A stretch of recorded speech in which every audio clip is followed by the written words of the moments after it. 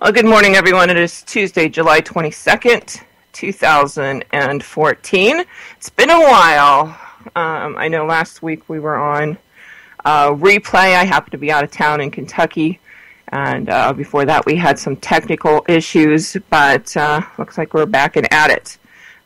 Looking for my guest this morning. I know she was concerned about internet because she is out in the boonies, but just keeping an eye out for her. If she shows up, we'll get her in here.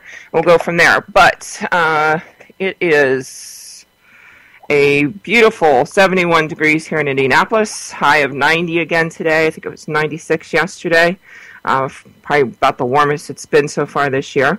It's supposed to be in the 80s probably the next 5 days here, and then we're going to drop back down into a polar vortex that's going to be dropping down through the Midwest again, and we'll be back down into the 70s, which to me is like perfect weather. My tomatoes, not so much. They like the heat and the hot weather, but they'll get what they get.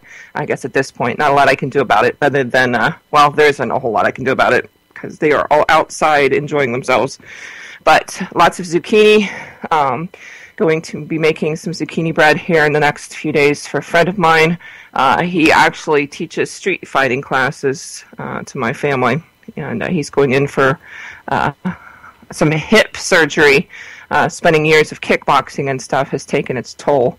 So got to make sure the man is taken care of, put some chicken noodle soup on, and hopefully he feels better quite fast. Shout out to the guys in the chat room already this morning. Wow, you guys are up early. But hopefully our guest this morning, her name is Kate Morris, and she's written a couple books now called The McLean Apocalypse. And I was on a search for some female post-apocalyptic book writers, and she was one of the first ones I found.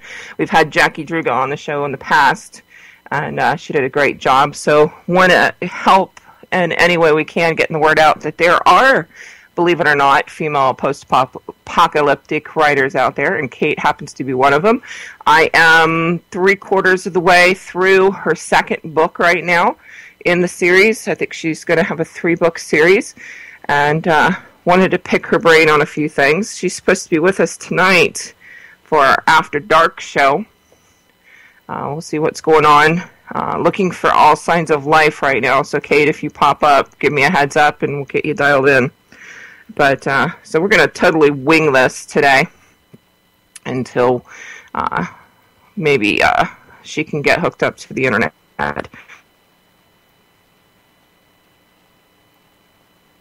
But if you happen to be out and about looking for a couple good books to read, go to our site, katemorrisauthor.com. It's KATEMORRIS author.com. The chick grew up in Ohio just like I did, which makes it even sweeter. But she's got some good information in there. I personally believe these kind of books are great for your prepper resources. I'm big on, knowledge building and picking people's brains and getting ideas and all of that. I'm not going to jump right into food supplies first. I think, first of all, your mindset is very, very important when it comes to survival. If you don't have, first of all, the will to live, why bother with anything else? So once you have that, then move on to knowledge preps. Get extensive information. There's a lot of free stuff out there. You don't have to pay a small fortune for it either. I know we have a lot of free files up on our website, prepperchicks.org, that you can go on there and download and print out on all kinds of subjects and all kinds of information that we've gathered and collected. And I probably have 3 times that much that I just need the time to get it uploaded into the site. I'm sure my server would not appreciate that, considering how much bandwidth I take up, but they'll get over it. But lots of free information out there. I know I have binders and binders and binders of stuff. Don't just print it out. You need to read it. You need to understand it. That information you can take with you wherever you go. We've seen it happen this past, since we've been doing this, the last couple of years, of homes being destroyed with tornadoes or floods or mudslides or fires. And, your preps are destroyed. So now what are you going to do? If you have the knowledge preps behind it, then you can relocate and be able to gather things together to be able to survive with. It's very important. We've seen too many, I don't know what you would call them, internet junkie preppers, couch preppers, that just go out and purchase stuff. Hey, that's the new coolest gadget out there, that purifies 16 million gallons of water and would, supply a family of 4 for, 472 years. And they buy this stuff, and it stays in its original wrapper, and they throw it in their bug-out bag, and they never get this stuff out and use it, a lot of people, Life Straws in general, a great product to have, don't get me wrong. It's come a long way for water purification, but if you've never tried to suck this thing, you're in for a rude awakening, let me tell you. Especially, I know in the commercial itself, they show some kid in a mud puddle. Yeah, go for that, and then call me up and let me know how that works out for you. But you gotta practice, and now's the best time of the year to do that. Get out there, go camping. Turn your electrical breaker off and see what happens. You don't even have to tell the kids. Just go out. Oh, my goodness, the power is out for a little while. We'll be okay. We're just going to have to wing it for a while. But see what happens. Start utilizing. You'd be surprised at how many people realize how unorganized they are when the power goes out. And they're scrambling around the house trying to look for things. And we've learned the hard way over the years, how things work and how things don't. So you guys got to practice this. There's a lot of misinformation out there. There's a lot of sites out there that put information out just because they're looking for traffic, for marketing purposes, to buy products on their page that aren't necessarily have their hearts behind preparedness. They're just on the newest craze. So they put a lot of just rehashing information that might not be the best for you. Take in general, I did a study on all of these oil lights that they have popping through the internet. You can make a light with half of an orange and some, olive oil and things like that. And, people look at that stuff and think, oh, yeah, I can do that. That's easy enough. I can remember to do that when the power goes out. But they've never tried it. And then something happens. And olive oil is very hard to keep lit and doesn't give off the best light. So just get out there and get the information. Pick it apart. Maybe we should start a segment on what's that show on TV with the two guys that they go around and they take subjects and they fact or fiction it or see if it does work. See, I need a child with me right now because he would know. But take all these theories out there that are prepper related that can help you survive and just pick them apart and see what actually works and what doesn't. I think you'd be real surprised on some of the facts that are out there floating around. But that being said, there is some true information out there. Just get hooked up with it and then test it out. Like I said, now's the perfect time. Get out there, go camping. If you have kids, it's going to be hard to not camp without a tent. But my suggestion, if you have the chance and the opportunity, take up some hammock camping. We did it when we were hanging out with our bushcraft group, and it leaves very little footprint. So if you're being stalked or whatever,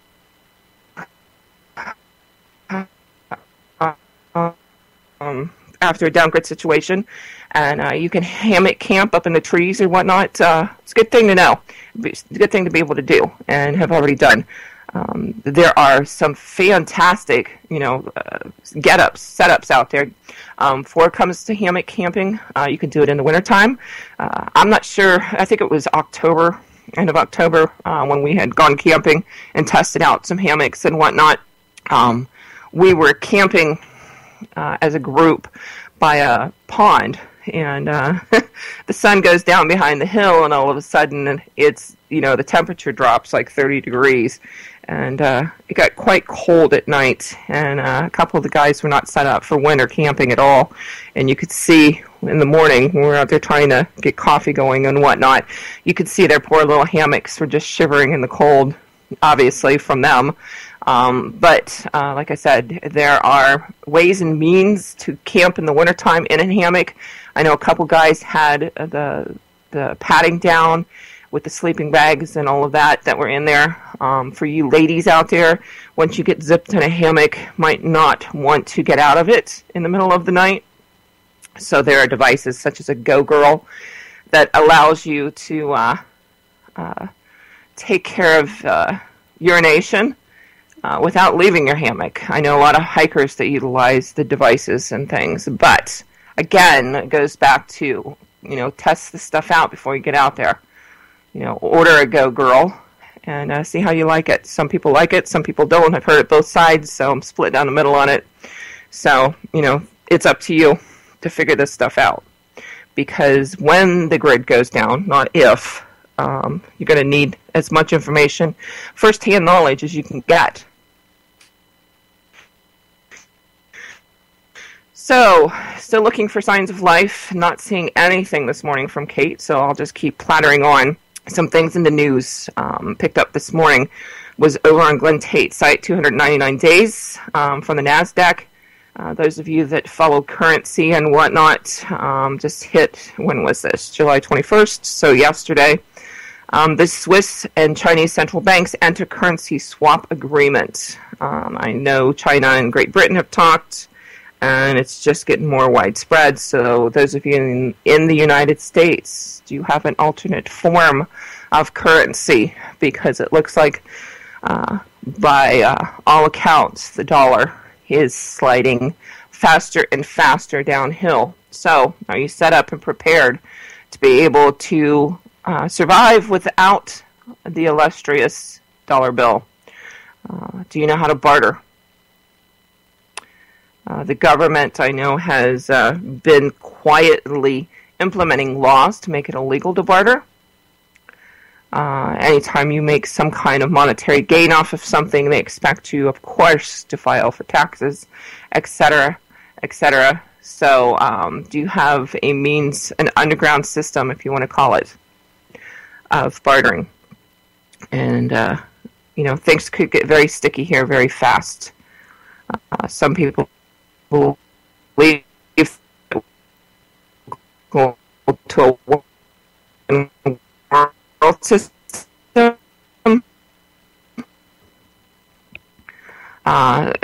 It's all, just keep an eye on things. But, it's every day in the news. We have another country that is utilizing a currency swap agreement with China. So obviously something's up if you haven't woken up yet. But that story's up on our blue news page. But the deal will also allow the Swiss central bank to invest some of its huge accumulation of foreign exchange reserves in the Chinese bond market. So, things are getting hairy. Just take precautions and do what you need to do to survive. Oh, let's see what else is in the news. Fukushima popped back up this past week. Haven't heard a lot out of them lately. But water leaks continue to plague reactor number 5 at Fukushima plant. A leak of radioactive water was found in the piping of water used to cool the spent fuel pool in the undamaged number 5 reactor building of the Fukushima 1 nuclear power plant. Its operator said on July 19th. Further signs of possible deterioration in the system. Possible, my ass. If you guys don't check into this stuff, please wake up and do so. Tokyo Electric Power Company said water from the cooling pond leaked, citing comparable levels of the concentration of radioactive substances in the leak and the pool. Definitely not going away anytime soon. Definitely something to keep an eye on. Sad situation, for sure. My daughter had taken multiple years of Japanese in school and would have loved to have gone. My oldest son's girlfriend, same thing, and has been to Japan. Unfortunately, we've pulled reins in on that. Our children will not be traveling over there anytime soon. That on top of the continuous earthquakes over there. Never a day arises that some of us wake up and wonder if Japan's going to be there one of these days or not. So definitely something to keep an eye on. Everybody heard about the Malaysian airliner that went down this past week. At least they found this one. Unfortunately, to my knowledge, they still have not found the previous one that went down, and a lot of questions arising out of the whole situation on both ends. Definite theories on who did it, definite theories on who they were after, why it happened, and all that kind of stuff. But I do know that if you're an American citizen traveling outside the country, you need to take extra precautions when you are traveling. Just watch your back and stay safe out there. Things are getting pretty sticky. I know in Israel, what's going on between Israel and the Gaza Strip, they've asked for United States citizens not travel into Israel. I know I talked to some friends way back, and we had seen a date, July 4th, that was being passed around, and now we understand what it meant. But like I said, lots of stuff going on out there. Texas, in our southern border, what a hot mess. It looks like yesterday, let me go back here, they're looking at sending another 1,000 troops south to the border and over the next month or so to help with situations down there. Had somebody I know went down to San Antonio, said for vacation. His family lives down there, so it's not unusual. But said he saw no signs of anything going on, but they were in a pretty decent neighborhood. But unless you don't pay attention to the news at all, I think you understand the dire situation that's going on. And not to seem inhuman, but one has to be concerned about how our government is handling this entire situation.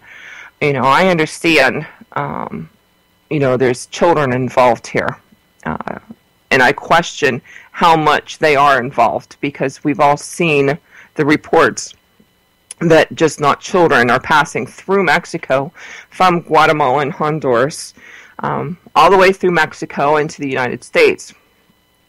But, and I've said this all along, the children are a smokescreen for other people entering the country also, and we've seen many, many accounts of that. I was just watching a report yesterday of a busload of these children, and I'm air quoting that, by the way, that have entered the country and were on a bus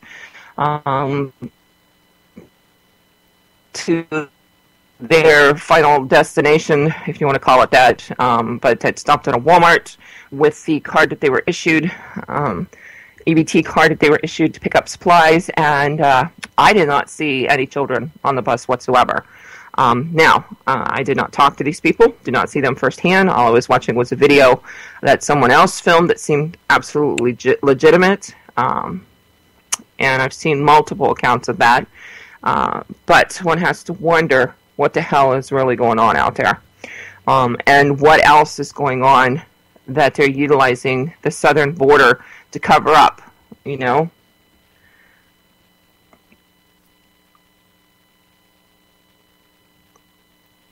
You have to wonder when we have documented cases of, these people coming across the border that have, TB and a plethora of diseases that need treated. I'm not saying, they don't need treated or anything like that, and I'm not trying to sound inhuman, but when our government tells us that it's not our business to know where they're shipping these people, and they're shipping them all over the frigging country, you gotta wonder what's up with this, Are they intentionally spreading something. There's been cases of where they've been shipped to Philadelphia, to Massachusetts, to Michigan, to North Dakota, to, we've heard about the stories in Arizona where Arizona's finally stepped up and said, hey, we don't want this. California, as being as liberal of a state as it has been, we've seen people there stand up and said, we don't want them in our community. And it's not the fact that, they're trying to harm them. They're humans. We understand that. But, our first role in survival is to protect our own family. And if you have questionable people being shipped in by our government, our own government, being shipped into our communities that are gang-related, that have diseases that our government is not being fully open and honest about, you have to understand why we put up, boundaries around us, why we don't want this in our communities. It's not that we're not trying to help people, or I'm not sure the right word I'm looking for, trying to be inhuman, because we understand that, the legitimate people that are trying to look for a new life got caught up in a cycle of, in my opinion, lies and manipulation, and we're just used as a cover. And then we also see on the flip side the people that have come to this country, because we get the argument, well, your parents, everybody here, it's a melting pot, blah, blah, blah, blah. But they came the legitimate way. They came, my ancestors, I have seen the documentation on my mom's father's side from Sweden, came the legitimate way through Ellis Island, got the documentation, and didn't expect a handout when they got here. They worked their asses off, and they conformed to the country as opposed to expecting the country to conform to them. So, we get all that, but you have to wonder. You have to open up your eyes, and you have to stop, and you have to think about it. And it sucks to do that. There are a lot of people I know that still, they don't want to pull their heads out of the sand and know what's going on out there, because it's scary. And I've seen people, when they finally open their eyes up to what's reality, it isn't a pretty sight. Let's just say that. And when you start asking those questions, why? Why? That's all you have to do, is keep asking why. It can be quite startling, to say the least.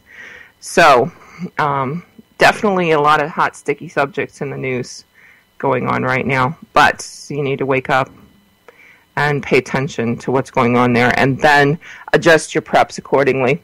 It sucks to have to look through news reports of what's going on in certain countries, but we definitely can learn from that. Just got a book this week, and surprised I haven't got it by now. I followed a gentleman by the name of Selko for quite a few years now, and he happened to be, I think it was Bosnia, and I could be wrong on that. His in a situation over by Russia, where his community ended up getting surrounded. And this is the story. Like I said, never met the person. All I know is he does put out some good information. And he's been online for a few years now. But and I think it was Bosnia where his story refers back to.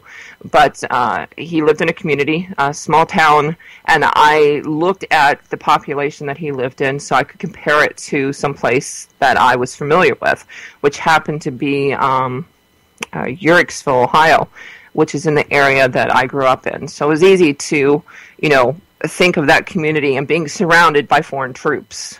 And that's what happened to him. So he lives in this, the community isn't exactly small. They do have stoplights and stuff, because I have lived in cities that there were none. But, there are stoplights, there's a strip in town, they've got a hospital, they've got a bowling alley, all of the amenities that you would expect. It's not a huge town, but it's enough people to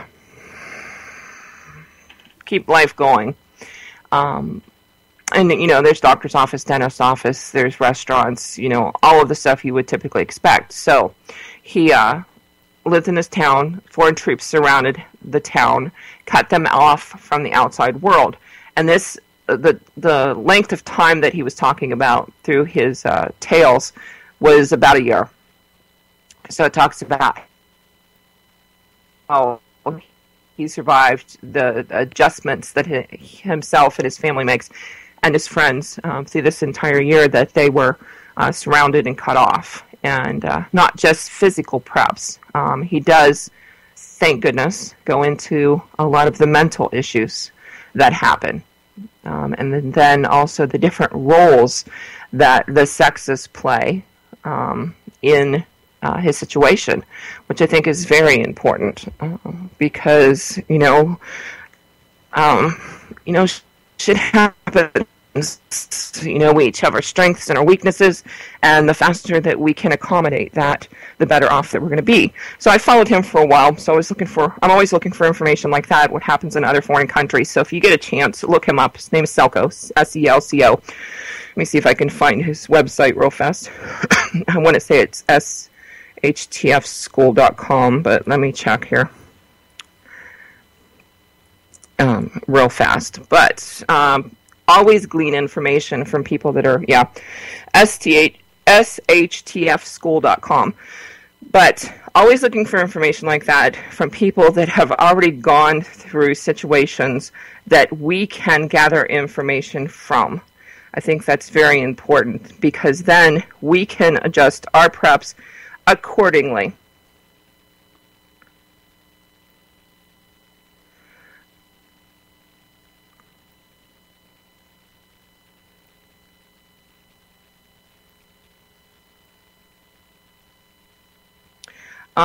Sorry, I stop and read the chat room and I forget where I'm at. But anyways, I picked up this book, just got it, so I'm going to start gleaning through it and see what we can find out of it. But I saw it on Glenn Tate's, he was talking about it on his site, and he's been on the show in the past. His site is 299days.com. He's written a series of books. I think he's on book 8 right now, and a series of 10 called 299 Days. Great books to have, great information in them, really fast. The series takes place in 299 days, if you haven't figured that out. But it's about a gentleman who was an attorney, lived outside of Portland, Oregon, and downgrade happens. And the world starts falling apart, and he sees it happening. And he has a cabin that was given to him from a death in the family that he's been stalking for about a year prior to. And he wants to get his family, his 2 children, and his wife, and he wants to get them up to the cabin when he sees things start to fall apart, which is a good lesson in reaction time. We've talked about it in the past. When you see things start to happen, if you have a bug out location you need to get to, when is it too late? When have you waited too long to get there? And so he makes the decision that he needs to get there, and his wife doesn't want to go. So it goes through that relationship and how that adjusts, and he ends up leaving his wife and just goes to the cabin by himself. So how that all plays out. Then he gets to the cabin. He does have a setup where he has some military friends, so security isn't an issue to a certain degree, but there's a small town that they get involved with, and the rebuilding of some kind of normal, if you want to call it that, normal life after a downgrade situation.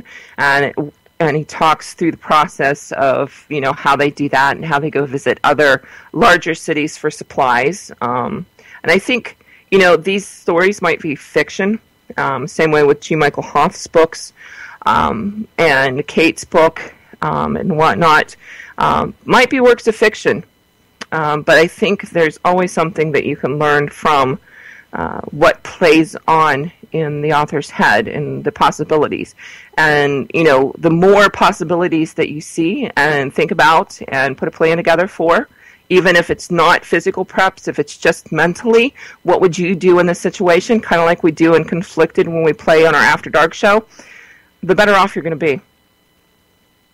And don't discard these books as useless. I think they do bring a lot to the table. But back to this book. So it's called The Modern Survival Manual, Surviving the Economic Collapse. And this is written by Fernando Farfall Aguirre. And I probably just hacked his name all to hell. But it's based on first-hand experience of the 2001 economic collapse in Argentina. And Glenn talks a lot about this book and highly praises it.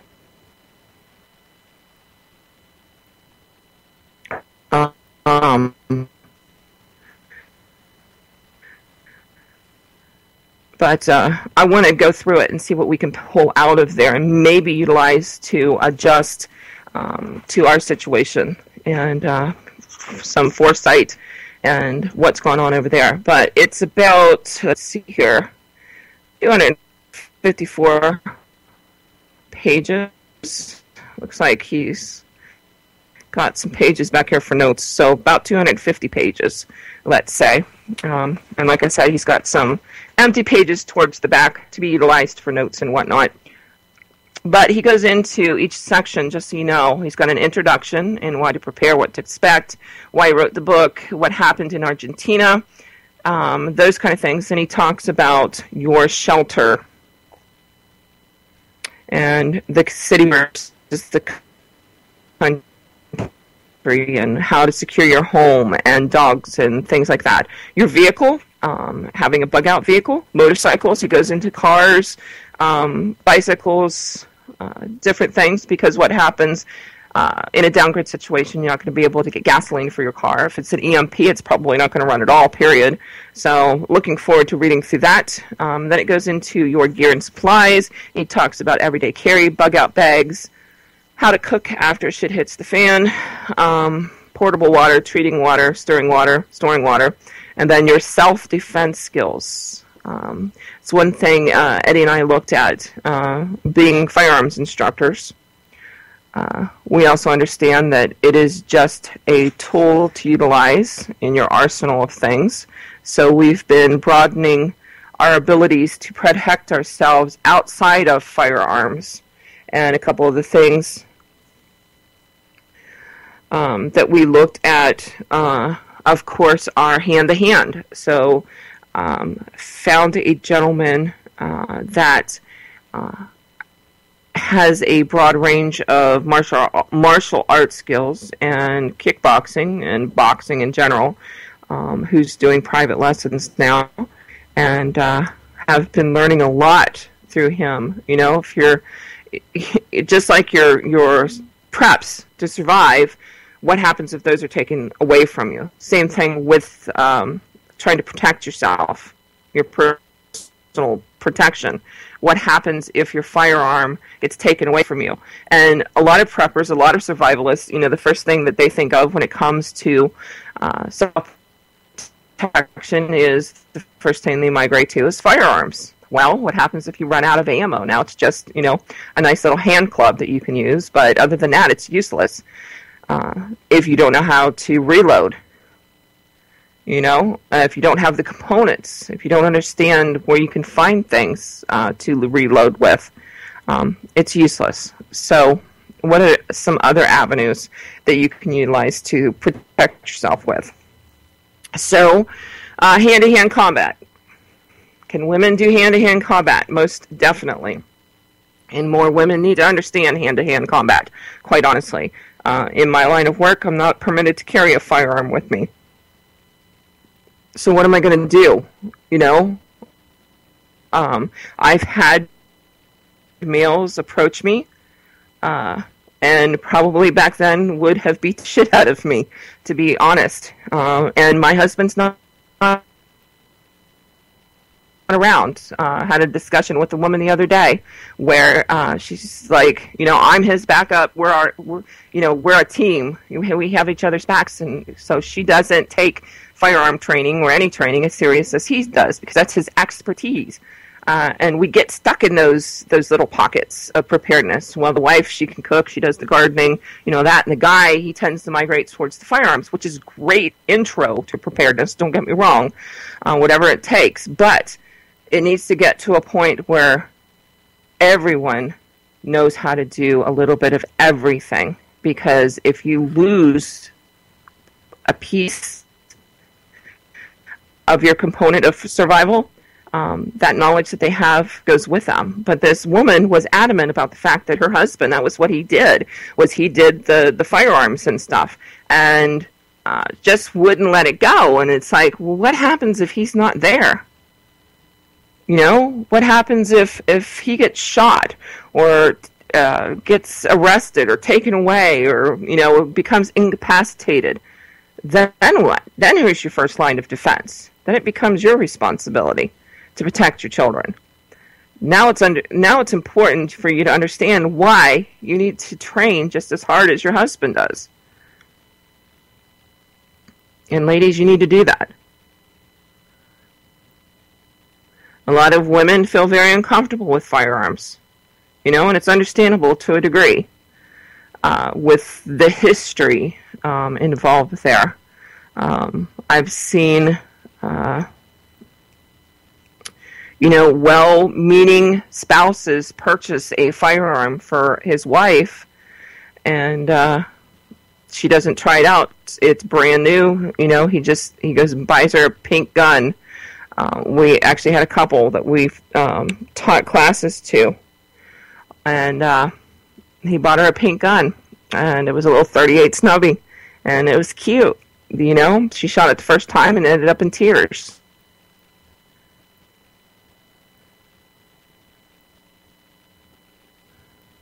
It's very, very, very important, ladies, that you take responsibility for your own protection. It would be nice in a perfect world to say my husband will take care of that for me, but that's not reality. It's been documented in multiple cases. Anytime there's a downgrade, that the chances of you being raped increase tremendously, especially if you end up in some kind of detainment camp. We've seen it in Fukushima when the tsunami came through, where, you're fighting to survive. Each person is fighting to survive through the waves of water, and women lost their entire families except for themselves. And, end up in a camp, and it just becomes someone's, slave. I'm going to use a polite term there. But not pretty. So, again, I can't say it enough, ladies, it's your responsibility. Learn self-protection. Learn how to take care of your children in case your husband's not around. But he goes into self-defense, a lot of hand-to-hand fighting, a lot of knife fighting. Eddie and I are going to start some knife throwing here in the very near future. He's building me a target right now that I can use. He goes into spears. He does have some handguns here. And gun cleaning, how do you clean a gun without all of the fancy, dancy little cleaning kits that you have? He's got a whole section here about finances, networking, and the new world you live in after a downgrade situation, because it will change, and it will change fast. He talks about precious metals.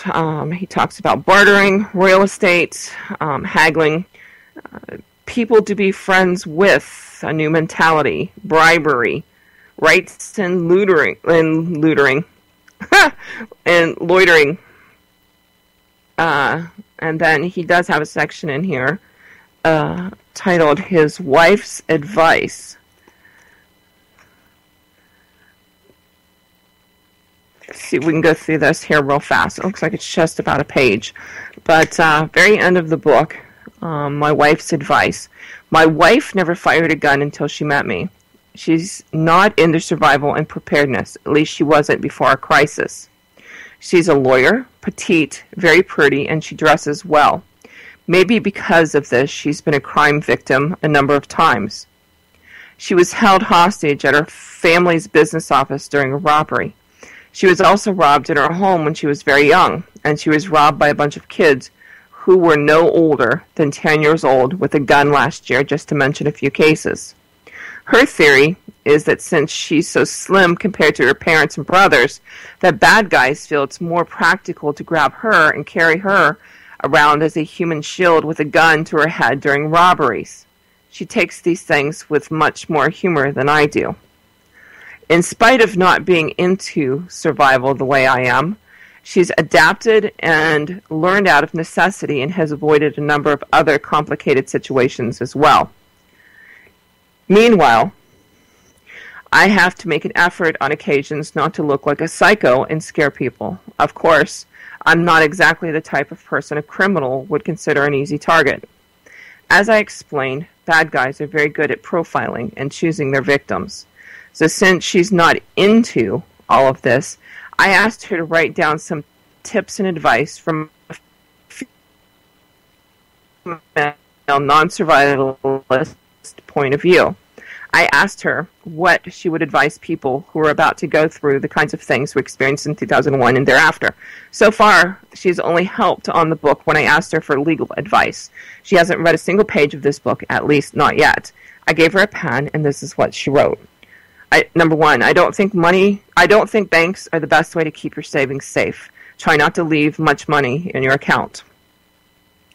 Number two, buy food and store it for emergencies. Powdered milk, canned food, tuna, water, cookies, rice, dehydrated mashed potatoes, etc. Number three, take a defensive driving class. Might have to look into that. I'm not sure if they have something. Well, we have the Indianapolis Speedway here. That's enough, I guess, because everybody here thinks they drive around the racetrack. Number four, take first aid lessons.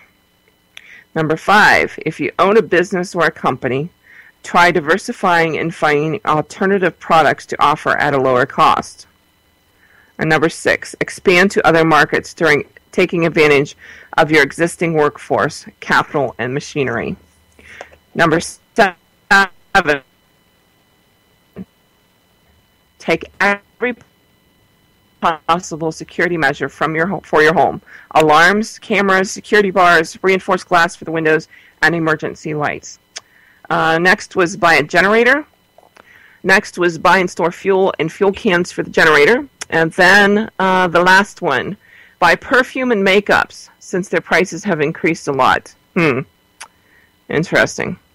Some of the things she wrote surprised me quite a bit, especially the defensive driving class advice. Some of the things guys don't consider very important mean a lot to women. Things like her favorite shampoos, makeup, and other girl stuff. It's not the expensive. It stores well for a long time. And if you have a year's worth of it, she'll be very pleased you stored some ahead of the crisis. If nothing else, it helps keep morale up. And that's well worth the price difference compared to the cheaper products you might have to use after the shit hit the fan.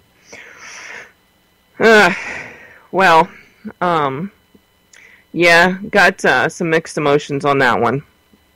And I understand the whole morale part of it, and having shampoos and hygiene items and, things like that. And, I understand that. Makeup,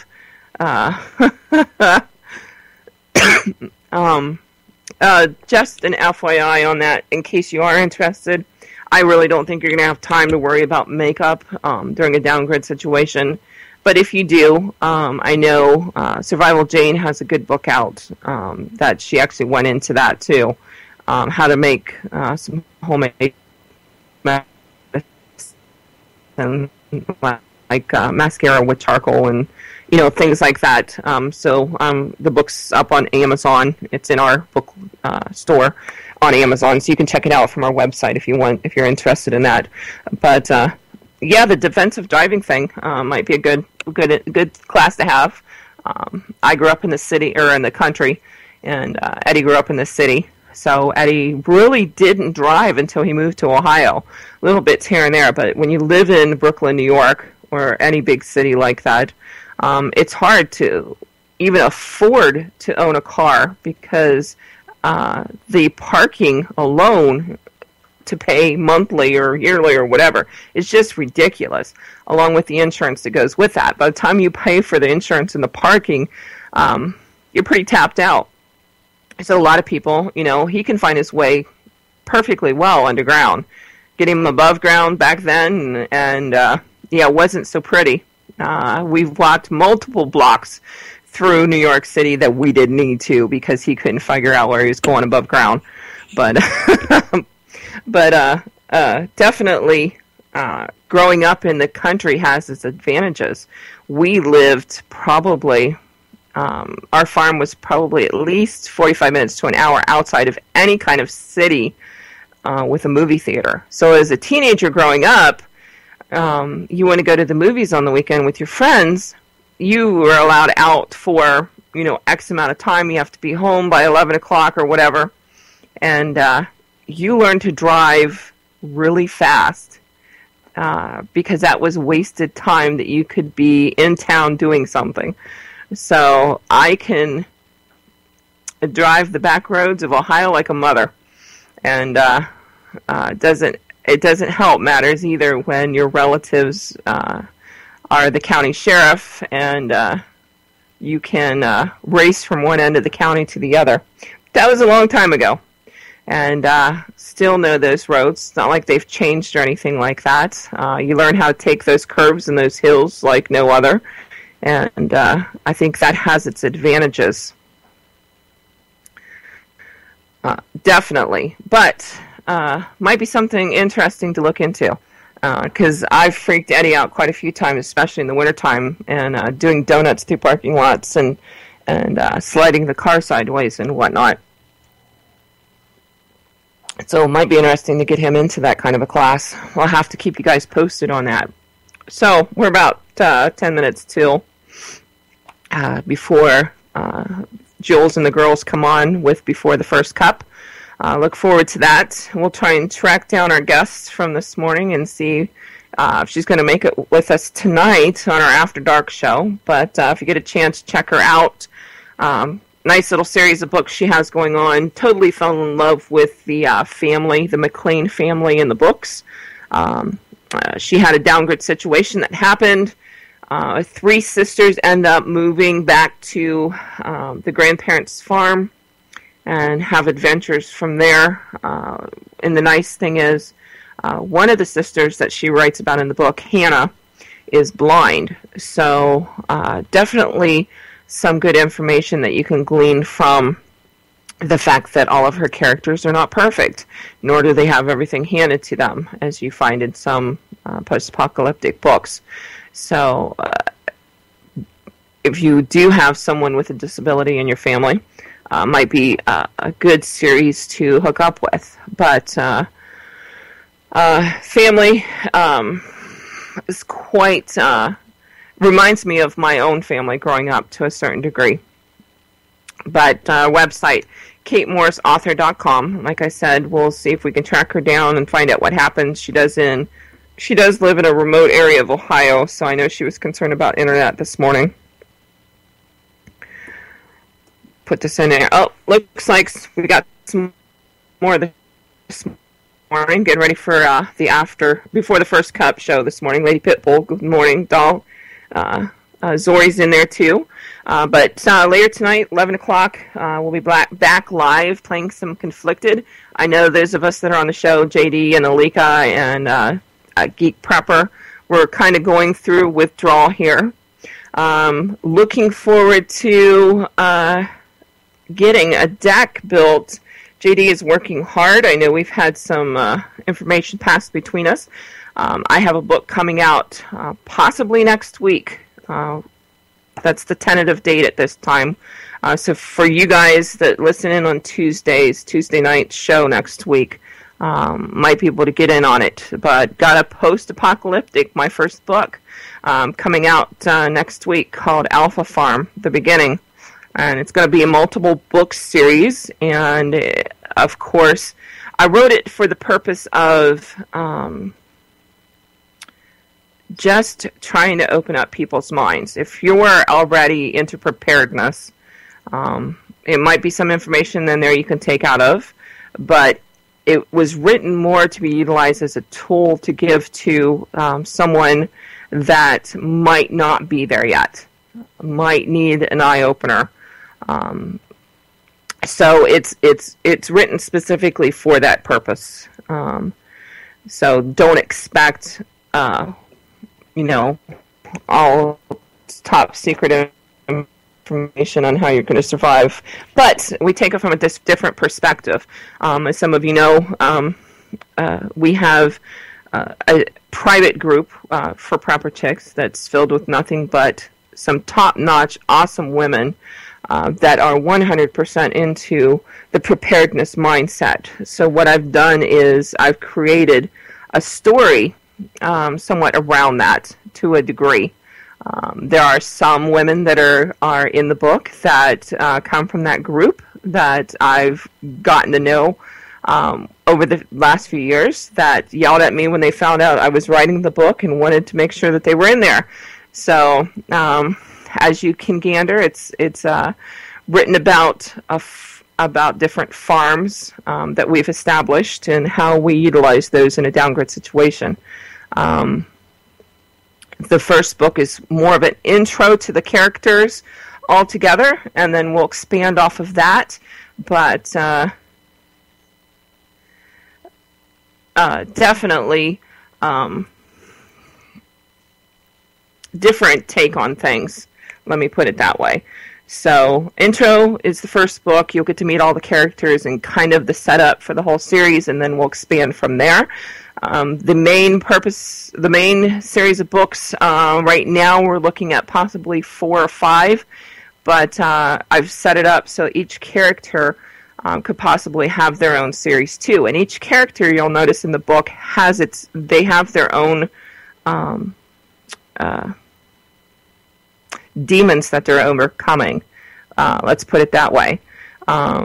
One is a prostitute, basically, and we'll go through the psychology of that and how it's utilized in a downgrade situation and how she comes out of that and whatnot. One has children with autism. How do you prepare your family when you're dealing with obstacles other than having that, and I'm air quoting here, that perfect family? What do you do? And I actually have a group, so if you know someone that has obstacles that they're trying to overcome, like autism or something like that, let me know, because we have a private group where we dump information pertaining to that. What about, in Kate's book, the one sister is blind. What about, deafness, mute? There's plenty of things out there, challenges out there that a lot of people are going to have to deal with. So the more information they can get, the better. So we put that challenge in the book. One female in the book, her husband is in a wheelchair. Don't want to write him off. But, we need to get as much information out there as we can. So these aren't just pretty everyday characters in a book. We're trying to utilize them, like I said, to get to the masses, to make them open their eyes up and see that, there's information that they can get, and, even if it just sticks in their head. I was talking to someone the other day. They said, a lot of times when people read a book, they don't necessarily remember the entire storyline, but they remember the characters in the book. So I've tried to think of that and put interesting characters that people out there can relate to. So let me write in here. I have a nom de plume that I'm going by that, like I said, a lot of you already know who I am and whatnot, but I wanted something else out there. So talking with G. Michael, who has been a huge help in all of that. Big shout out to him. But came up with a new name. Anne is my middle name. Burdell is my grandmother's middle name. So it kind of fit together. We went through the website one day to make sure that there were no mass murderers or anything else like that out there that would tarnish the name, and there wasn't. Couldn't find any information, quite honestly, at all. So it works, and we're off and running with that. But JD is fast making me a deck to play along with the book because there's a lot of information in there, specifically written that would bring up those questions. What would you do if? How would you handle this if? The family in the book does play conflicted. We bring up UCY in there and give a shout out to Jules in the book. So hopefully it brings people back here so they can listen to some of the other awesome, awesome shows that are on this radio station.